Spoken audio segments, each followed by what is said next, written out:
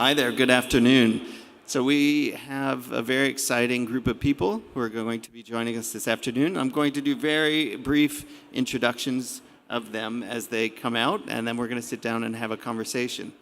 So first up, we have Dan Biederman, Biederman Redevelopment Ventures, and Dan has been responsible for Bryant Park, 34th Street. He's a master of the public realm and urban space. So we'll talk more with him. Next up, we have James Meeks. James is the founder of Move Systems International. He's been working on a number of innovations in the public realm, including New York City's food carts. Next up, we have Regina Mayer. Regina has done everything you can do in Brooklyn. Brooklyn Department of City Planning, Brooklyn Bridge Conservancy, Brooklyn Bridge Park Conservancy, and now Downtown Brooklyn Partnership. And finally, we have Tom Murphy. Nice chairs. The former mayor of Pittsburgh, mayor for 12 years, and now a senior fellow at ULI. And I'm going to take a seat alongside them.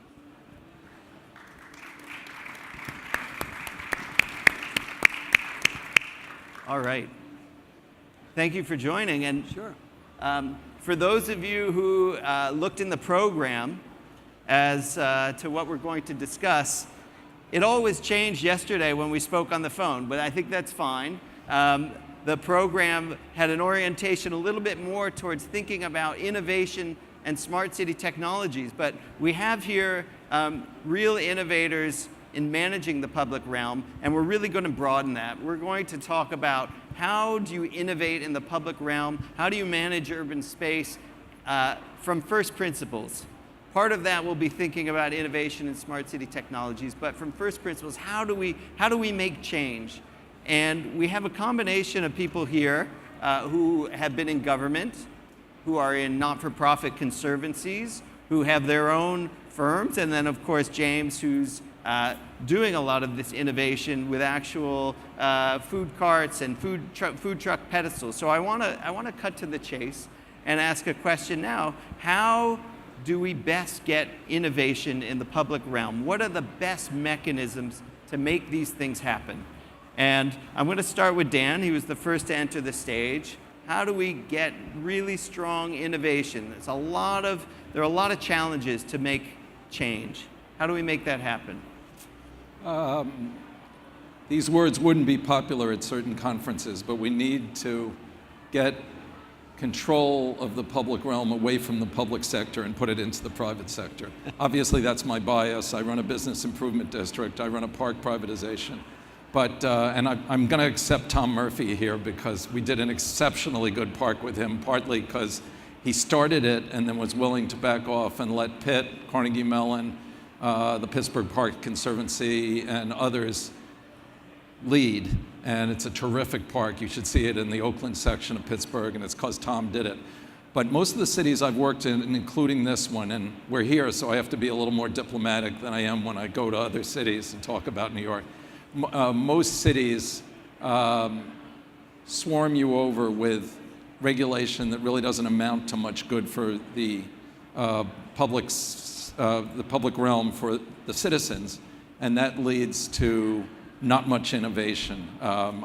As the panel goes on, I'll go into more detail, but I was preaching to somebody the other day. We did a fantastic park in Dallas that never could have happened in a blue state in the Northeast because of the way Dallas looked at it. We raised $110 million. We only spent 93 of it to cap a highway and put a terrific park on top of it, Clyde Warren Park. You may have heard of it. And in New York, I said to somebody the other day, that would have been still philosophized about and not built. And if it were ever built, it would be 750, not 93. So all the goodies are going to go to the states and cities that are willing to back off and let either the private sector or creative nonprofits lead.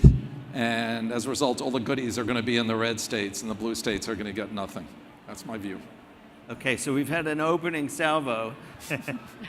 just getting us started here. So I want to turn to Tom and Regina, who've worked on the public sector side, and really hear from them a little bit. What is the role that the public sector should and could and have been playing in all of this? So I think you need two attributes. Before we get into a discussion between whether it's better done in the public or private sector, I think the two attributes you need is curiosity and an appetite for risk. And the organization needs to have that to move forward. Now, it's harder to have those two attributes in the public sector. Risk is, there's a reason why we have so many rules, because people want to remove risk, because you only get publicity when something fails, not when it succeeds. And so I would generally agree with Dan that risk and curiosity, and I say curiosity, is about wanting to reimagine something that is not functioning well. And how do you make that happen? You're curious about how you tinker with it, and giving people the room to do that and to take those risks really is, I think, the key to the implementation of technology or building new parks or refurbishing new things. And so you're looking for the kind of institution that has those attributes. That's why I think the private sector, nonprofits, are more likely to be like that. And then the partnership, I think the public-private partnership of how you get money maybe to that to make it happen with a minimum of requirements and paperwork and bureaucracy. I think that's the challenge. And in Pittsburgh, when I was mayor, we worked really hard to try to get what I would say the four ingredients you need: money, land control, sophisticated deal-making capacity, and a vision about what you want. And that sophisticated deal-making we define broadly of either public sector people or partners we found in the private sector, Dan being one when we were doing this park, and a parks conservancy that we helped create, because we believe they would be more curious and take more risk than we would be willing to do to get to this new vision of Pittsburgh. So I think that's a common element that we all need to have to determine how you succeed. Because cities will succeed or fail because we will have reimagined what they are, from what they are today to what they could be. And I would say that I was really blessed with a combination of both Dan's answer and Tom's answer when I was building Brooklyn Bridge Park, because we were really given this wonderful mandate from the public sector. Both Mayor Bloomberg and Governor Pataki in the early 2000s agreed that we could go forward, but they let us go forward in a public-private partnership that was separate from the regular public sector line agencies. So we had the ability to make decisions, take risks, and build partnerships separate from the fabric of the New York City agencies to do one thing: build one 85-acre park that could be financially self-sustaining. And so I had the ability to make decisions on a day-to-day basis that got us to this tremendous success story, because that was the only thing I was worried about. I didn't worry about the Parks Department rules or the water department or the sanitation department. I was given the ability to just build a beautiful park with one amazing design from one great landscape designer, and then figure out how to finance it. And that was supported by the city of New York, even though I was allowed to not play by those rules. And I think what's really interesting about that experience from a public-private partnership is I was able to learn how great the public sector could be when they get out of the way, but when they're on your side, to be totally honest, and how I could harness the private sector, both in terms of financing and partnership, to make the place great.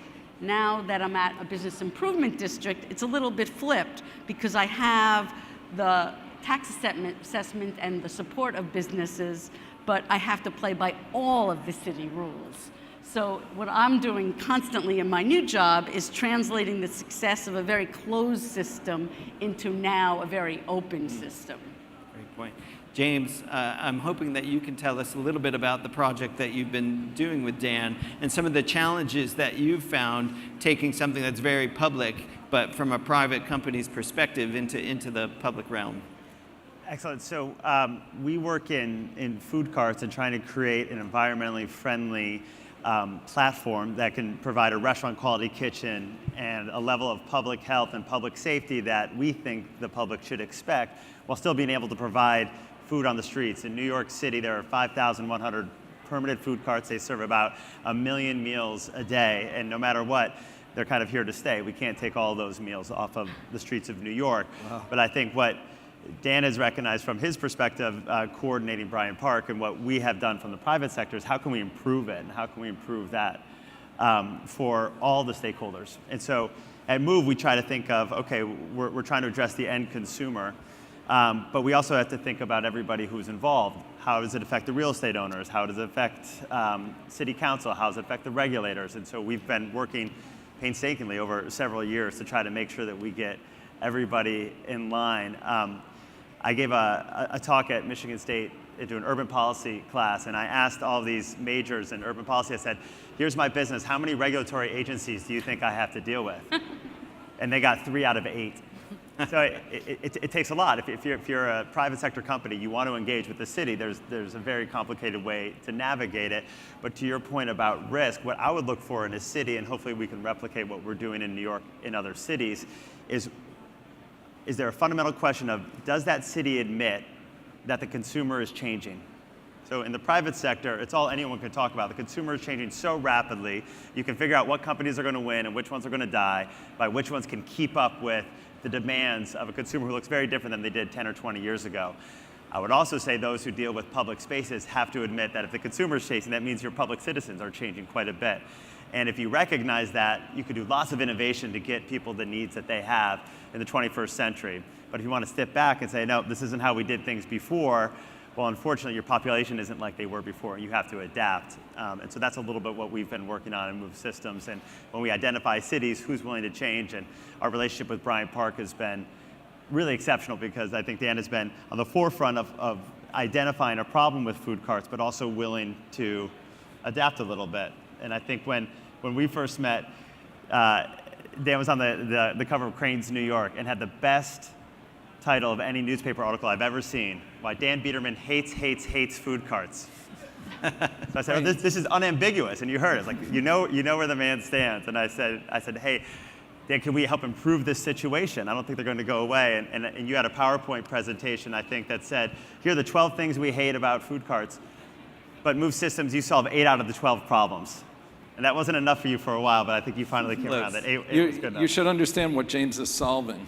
You cannot keep chicken anywhere between 44 and 141 degrees if you want to avoid ptomaine poisoning. And that's what all those carts do. Although those of you not from New York, do not go out and get something from those carts that are not James's. The yellow and blue umbrellas are not his. He has the Nathan's carts.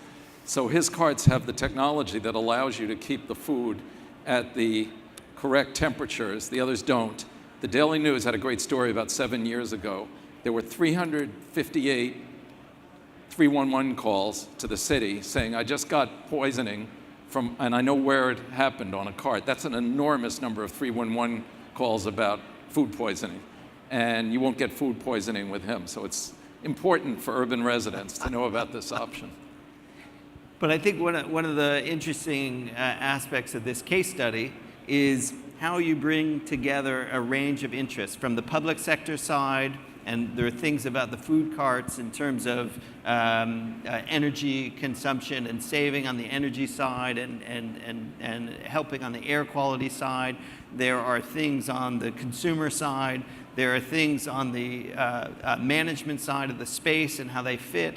How we bring together this shared nexus. And so when you look at new technologies or something that's going to come into the public realm, how do we evaluate if it's going to tick all of those boxes? What are the ways to figure out that it's going to work for all the users? It's also going to work for the public sector and its goals, and then on the private side as well.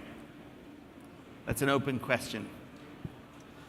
So my experience is if you have this private sector nonprofit like business improvement districts or other likes, and then the public sector, there's a Venn diagram in the middle. The private sector is going to move very, very fast and is going to be profit maximizing. The public sector is built to be a much slower process, which probably has important aspects of it, checks and balances. And then I think this nonprofit sector can be right in the middle and both speak to the language of what the public sector expects for all the citizens, not just the consumers of the product, but also understands the speed and alacrity and creativity that the private sector can bring to the table. What I think, if I were on the other side, the public sector should be very demanding on what it expects from a profit maximizing entity. But the public sector should give deference to the fact that that entrepreneurial activity is something that let's give it a shot rather than tell all the reasons why it wouldn't work. So I think, if I just use our relationship as an example, Dan had very high standards exactly of what we needed to perform, both not just for our consumers, but so that his entire park had the level of quality that he was expecting. I think that's really appropriate. That's what cities should be doing, rather than saying, no, you can't do this, this is too different, too risky, it doesn't really work that way. And I really find that the nonprofit can sit in the nexus there and help translate between both of those entities. It's interesting. As a kind of model, it's not top down, it's not really bottom up, it's really from this middle position that, not-for-profits or bids may occupy this space where they can communicate up to policymakers and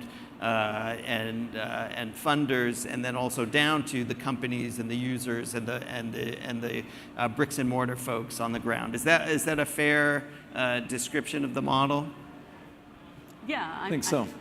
I think that we're really in a great age when you think about this globally of where most cities, not all cities, have recognized that they need to have a not-for-profit or conservancy structure to be responsive to specified problems without getting bogged down into the overall morass of what the public sector can do in the worst of it. And that's what I think the example in Brooklyn and really Dan's example to me led New York City in this way in so many categories, is that the city recognized that we needed the power of sole purpose entities to get to get to quality, and get to change. We would not have had that if we just had line agencies making basic procurement decisions across a city of 5 boroughs. Just taking New York as an example, that structure allows room for different models. So I was always amused when Regina was at Brooklyn Bridge Park. She was getting more salary criticism than I was, and she was not making that much money. It was a very reasonable number for the job she was doing. And I always said, God, I feel like calling her and saying, just ignore that nonsense. But there were 3 different models for the revenue side of park budgets. A great guy named Doug Blonsky, who ran Central Park Conservancy and just retired, one day said to me, do you realize there's only $95 million of public money, of private funding of New York City parks, and you and I are 72 of it? And I said, wow, that's amazing. And his model was totally different from Bryant Park's. He was 47 million of private philanthropy and 15 million of city money, total budget of Central Park, 62 million. Bryant Park has 0 philanthropy, 0 government money, and all our money, 23 million, comes from business deals for brand sponsorships, cash deals, rent from the restaurants in the park.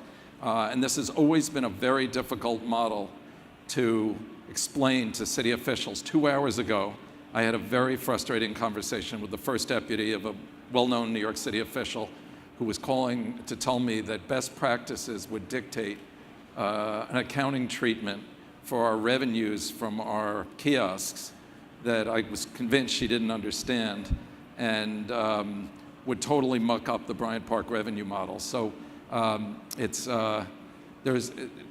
the way we see it, and Brooklyn Bridge, as Regina said, had a totally different model based on the surrounding real estate directly funding some of the park's expenses. So we all see it pretty clearly. We're helping you. We're taking this off the city budget. In case of Central Park, three quarters off the city budget. In case of us, 100% off the city budget since 1997. Regina, do you have public money when you were there? At Brooklyn Bridge Park, we only had public money to build the park. All maintenance and all waterfront infrastructure was funded by private development. So that was our revenue stream. So I would say that wasn't philanthropy, that was straight, Straight business. revenue. So believe it or not, not to criticize New York City too much, but I've never felt city officials were enjoying the fact that these several efforts we've mentioned took this completely off the city books. In fact, I could mention some BIDs in the city that are quite popular because they always have their hand out. Please give us $55 million for a little capital plan we want to do. We love that guy. And those of us who go our own way and raise the money in different non-city budget ways are suspect. And so I think what we've heard is really, and as I travel around the United States, what I see, there are cities that are threatened by new ideas, particularly from the outside. This is how we've done things, this is how we've run our parks, this is how we provide transportation, do whatever it is, and they are threatened by it. There are cities that are willing to embrace new ideas from the outside. They recognize they're not going to control it. And that, I think, is the challenge. The High Line would be an example of something that sat here in New York City for how many years, 40, 50 years as a liability, and non-city people saw it as, non-city employees saw it as an opportunity and had to convince people, and to the city's credit, they eventually embraced it. And I would think when you first came up with the idea of redoing Bryant Park, people probably thought you were crazy, and you probably faced resistance. And I think that's the nexus where I think if cities are going to move forward, they need to figure out how to be open to new ideas and also not to control it, to let the market work in a way, right? And I see increasingly a city's role, whether it's in real estate or parks, potentially filling a gap that might exist between sort of what is reimagined and where we are today. And that's what I see a lot of cities doing around public space now, is providing some support but letting the private sector run with it. So let's take that point you made about the market, letting the market work it out. How do we look at places where there are market failures as it is? How does the public sector play a role in those spaces where there is no market, there is a market failure? Places that are disadvantaged communities that don't necessarily have the ability to create a bid or a conservancy in a park space. So I believe the public role there is to buy the private sector in, frankly. And so when I was mayor of Pittsburgh, and we have 90 neighborhoods in Pittsburgh, we understood where the market was. If we're going to do housing in that neighborhood, it was selling for $50,000. Believe it, there's houses in Pittsburgh you can buy for even less than $50,000. And to build a new house there was going to cost you $100,000 more, and no private developer is going to go there. But we sort of figured out how we would partner to make that happen. At the same time, there would be parks in that neighborhood that were badly managed, and we would partner with a private nonprofit, in some cases churches in the neighborhood, who would take responsibility for that, and they'd raise some money privately, and we'd provide some public money. So the nature of those partnerships, of understanding where the gap is, and how you make something happen. Otherwise, if you don't, nothing will happen, okay? And it's interrelated. It's about the real estate, it's about the quality of how the neighborhood is managed. And so you need to think about how you empower, I think, fundamentally the private market to engage in that conversation. I see that as the role of the public. And I think what we're doing in downtown Brooklyn is an interesting corollary to that. I'm not thinking citywide or borough-wide, but when we think about downtown Brooklyn, I'm also thinking about connections to areas of Brooklyn that are vital for us, that are not exactly in the same position as downtown Brooklyn. So one of the big projects that we advocate for is something that we call the Strand. And the Strand is about connecting downtown Brooklyn to the waterfront.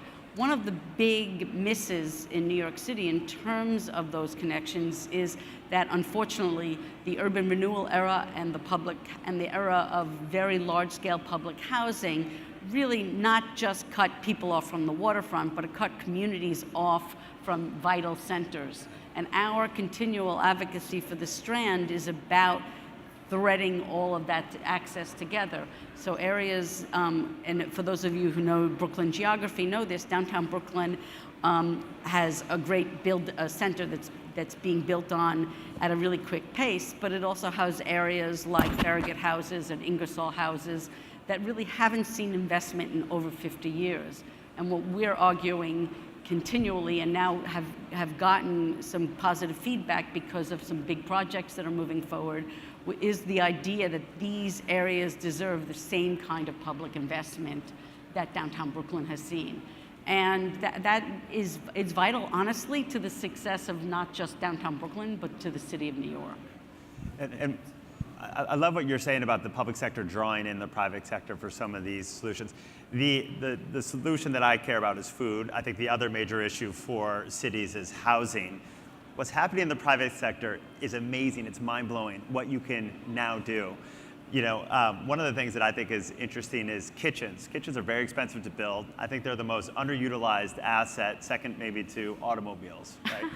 How many times right now, all of you guys have kitchens, they're not being used. And maybe you're ordering from Uber Eats or from Grubhub, you know, those are expensive to build.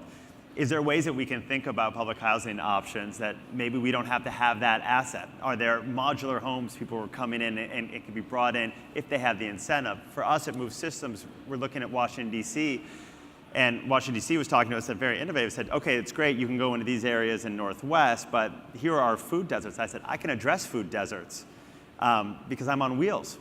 So I can roll in and I can provide healthy food options for a certain number of hours, and then I can roll back out and go where I can actually make my profit and loss statement. I need a little incentive to go in there, but rather than the government creating food banks and stuff like that, why don't you look to the private sector and create the economic incentive for them to go into these districts that are otherwise underserved by the market, rather than the public sector trying to solve that inefficiency with its own infrastructure and its own works.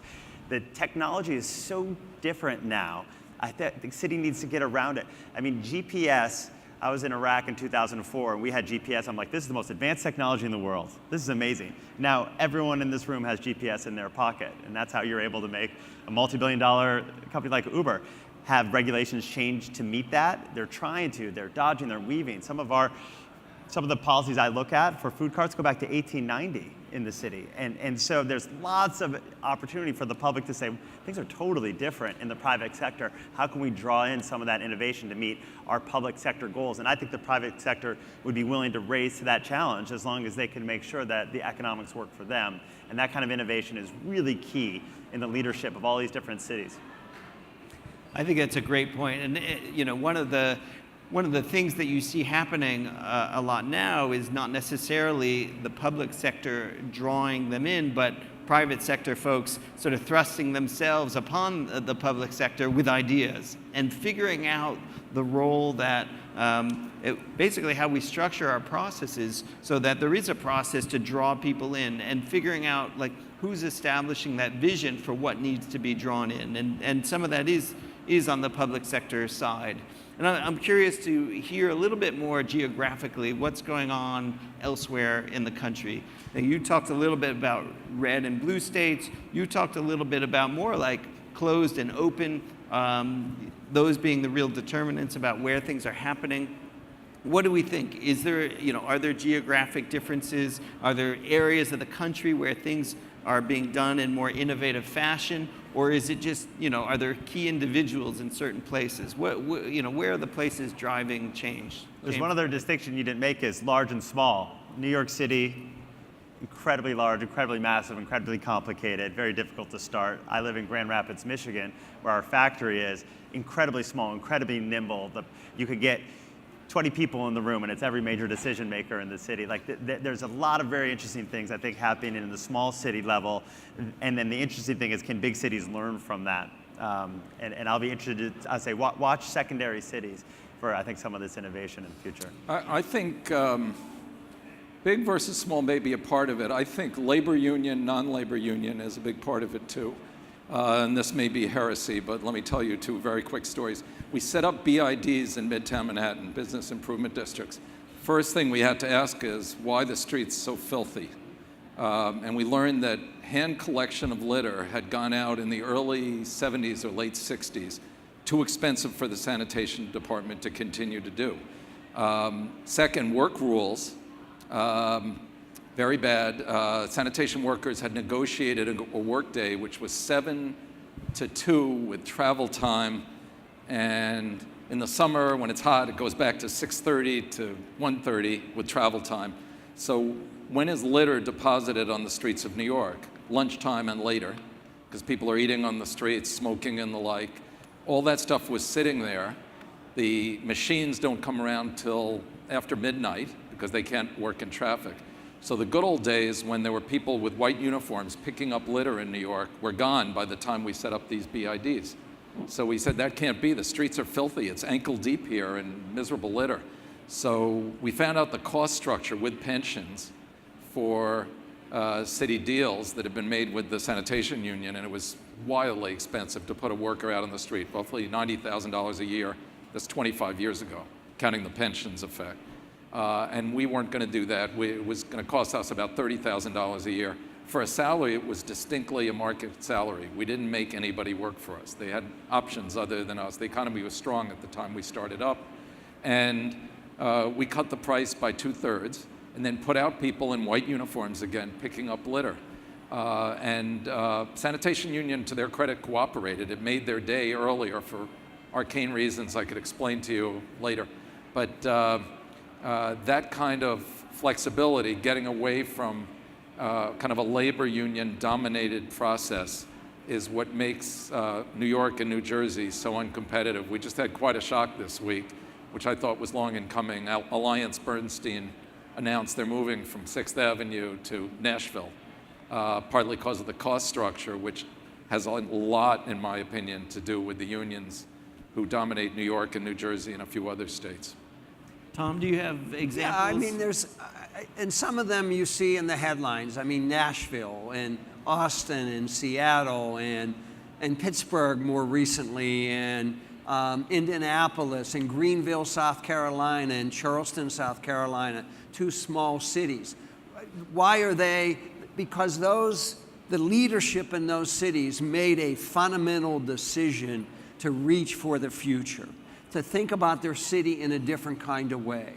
And it ultimately comes down to that leadership moment. You have a choice to sort of stay with the status quo, which is safer and less controversial, or you can reimagine your city in a different kind of way. And so you're beginning to see that around America now in lots of different cities that they are, and part of it is that, you know, the federal government is sort of at the lunch, not involved at all. Lots of cities waited for some money and leadership there. It's not coming. Many states have sort of checked out of the conversation. So if you heard Mayor Emanuel speaking, it is really, I think it is a remarkable time to be engaged with cities, because cities are defining in many ways the way that America is going to move forward. Of course, we don't do foreign policy.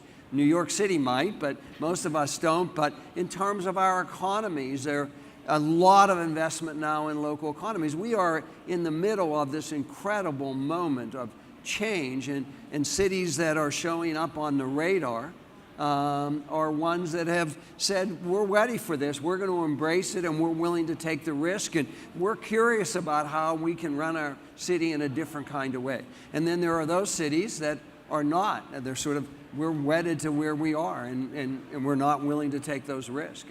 And I think they're going to get left behind. I think the best example of that in the U.S. and over the past year was the incredible response to the idea that Amazon was looking for a second headquarters in the U.S. So when they put out this bid, over 250 municipalities responded to the idea that they could host a second headquarters for Amazon. in the spirit of full disclosure, I feel that Brooklyn would be a wonderful place for Amazon. But now that Amazon has whittled this down to 20 municipalities, and when you looked at the groupings, it's actually less because there was a big grouping in Washington and perhaps in other areas of the Northeast. What was interesting for me is that all of those municipalities recognizes that they needed a larger job base, that they had capacity, and that they also had educational institutions and infrastructure that could serve large corporations. And I think that's a fascinating place that America finds itself in right now. Obviously, Amazon got some of the best free consulting they could have possibly ever gotten by having this sort of mass competition. But it did prove to so many municipalities that there's a future out there because of what their existing infrastructure is and how they can look to the future. So I really agree with Tom that so many cities in America are poised for growth. I mean, United Technologies has just moved 200 people from Hartford, Connecticut to Brooklyn, New York. And their idea is to start their digital accelerator here in Brooklyn. And so I asked their leadership, why did you choose Brooklyn? Obviously, given the platform that UTC has in the Northeast, they could have gone anywhere. Well, the first funny answer was, well, we couldn't go to Boston. GE owns Boston. But they really wanted to shake up their company in Hartford. They wanted to shake up the digital leadership, especially because something that I'm sure you've been hearing of, the past 2 days, the Internet of Everything is so important for the future of large corporate America, and they wanted their Internet of Everything to start in Brooklyn. That was pretty interesting to me, and I think a real life lesson, seeing the future. Yes, and I think your comments are a great bookend to, James, what you were saying before, between secondary cities and then major urban hubs, and the advantages of both. And I think it's healthy to see, what you said, James, which is getting everybody in the room, real ability to do innovation, and then what you're saying is like real anchors, job force. But go ahead. Just the last point I'll say, Regina, is the other thing that the Amazon process did is laid bare what I think was implicit but good to acknowledge. Cities compete with each other. They're often competing with each other over attracting corporate headquarters, but they're also competing with each other in terms of attracting families to move there. And where's the labor force going? I frankly think that competition is a good thing. And the way you win a competition is by innovating, right? And so there might be some cities that are resting on their laurels because they've always been a mega city and they don't necessarily need to innovate, and maybe they are a little slower to recognize this. And there's other areas, and I think the Amazon process really showed this, to say, okay, now we need to compete, and here are all the different things I need. I need a better transit system, or I need a better educational system, or whatever was missing in a given municipality. Competition is great. And the only way you compete is by innovating. And I think that's a wonderful message for every city to remember. So, let me just say, there's New York's New York, right? Nobody's competing in that sense with you. But for all of us who represent smaller cities, we're hungry. We're competing, and in some ways, successfully. I'm proud to say that Amazon's one of the 20 finalists. Pittsburgh is one of the 20 finalists for Amazon. But if I said to you, what does GE, Marriott, McDonald's, Motorola, Caterpillar, Fifth Third Bank, Kraft Foods all have in common, what would you say? Anybody know? They have all moved their headquarters in the last 2 years from suburban locations into cities. And why did they do that? General Electric moved from a 72-acre campus in suburban Connecticut, moved thousands of their employees into downtown Boston. McDonald's moved from a spectacular campus in Oak Park, Illinois, into downtown Chicago. Why did they do that? They did it because they're chasing talent. Maybe for the first time in history, we are watching a fundamental change. The change being that always before people move to where the jobs are, now we are beginning to see jobs move to where the people want to be. If I wanted to get to McDonald's campus, which I did for a speaking engagement, I had to take 2 subways and then get a taxi at the last subway stop to get to the McDonald's campus. If I want to live in Chicago because there's a lot of vitality and Oak Park doesn't have rental property, or doesn't have a there, then I don't want to have to deal with that commute every day.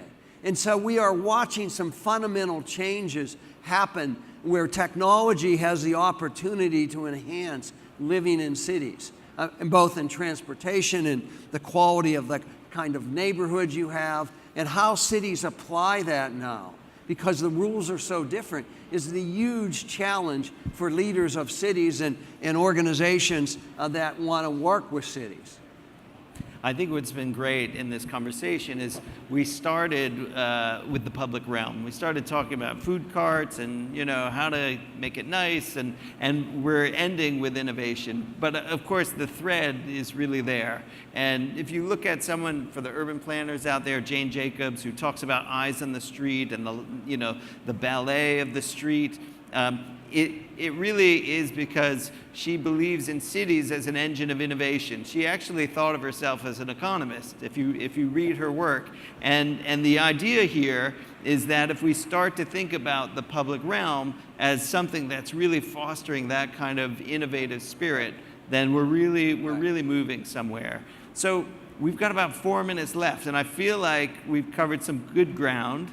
I'm wondering if we can, I don't want to put it on paper, but really talk about the principles that we've been dancing around, which is the public sector really drawing us in. Like what does that mean? What can we say to the policymakers out there? And then from the private side, what does it mean to react to that public sector trying to draw us in? So, what is a way to concretize what we're talking about as a kind of recipe for the public sector, the private sector, and then the folks in the middle? Anybody have a few principles that we can take away? We gotta draw this to a close somehow. For me, the big one is curiosity and risk. Is that you need to there needs to be room for that to happen. So when you interview someone for a job as Pittsburgh, mayor of Pittsburgh, that's like that. Like how do you institute that? Well, part of it is how you manage. Is that do you micromanage people, or do you hire really smart people and give them room to fail? And that's hard for government to do, but that's what needs to happen today. All this technology that's being developed, you got to give people room to explore it, or you got to think about how do you create partnerships. And I like the partnerships, okay? And when we were running Pittsburgh and we did billions of dollars of development, we didn't do any of the development. We might have been partners in the development, but it was all partnerships with people who came with ideas. We had a big old building in downtown Pittsburgh that I went to all the local developers and say, what are we going to do? We can't let this building sit vacant like this. Is an embarrassment. And everybody was risk adverse, and nobody believed that there was a use for it. And these 4 young guys came from Denver, Colorado, and said, we're willing to take a risk and put a hotel there. You know what? It's been the best hotel in Pittsburgh since it opened. They took the risk. And we had to give them room and be a good partner with them to let them do that. I think that's the principle that you need to start with. Okay. City people will figure it out. In our office, I have a lot of 26 or 7-year-olds working for me, and they hear my opinions about things. One of them one day said after a meeting, you said the word dumb 3 or 4 times about something the city was doing. So are the city people dumb? And I said, no, the contrary. I've been in Manhattan working for 40 years. I generally would tell you the IQ of the average person at the same level working as somebody in the private or public sector, a little higher on the public sector side. They're actually a little smarter people, but they're trapped in a miserable system that doesn't allow them to get anything done. I'm just talking about New York now. I spent a wonderful day once looking at the directory of New York City from 1918, and just looking at the book of employees, you could tell it was a great operation. They had half days on Saturday to serve the public. Everything that was in there sounded like a beautifully run organization. Somehow, over about 70 years, the city of New York became dysfunctional. I think it was a response to the corruption in the 20s. Absolutely. James J. Walker, if you ever heard of the name, and Tammany Hall being in control. And it became a muscle-bound setup where nothing can get done. But generally, we find city people figure things out. If we could just get them free of the restrictions that make life so difficult for them, they'd achieve more than the private sector. All right, 20 seconds for you and 20 seconds for you. I would just say, get out of the procurement RFP mentality as the public sector. Watch the private sector, see where innovation is, invite them in, and then put guardrails. Your responsibility is to make sure the quality of life of all citizens are being met, not to come up with the ideas of what they're going to be in the future. There's lots of innovation around there. Invite it in. You don't have to initiate it. You just have to make sure that all the people are being met and served. And I would say, lastly, building on everybody here, is that it's really about partnership and being able to enter into partnerships and recognize the ones that succeed and the ones that fail in a way that really can move things forward. But that's the way we get things done. That's the way we build constituencies, and that's how we innovate, is by opening up to so many new ideas. Great.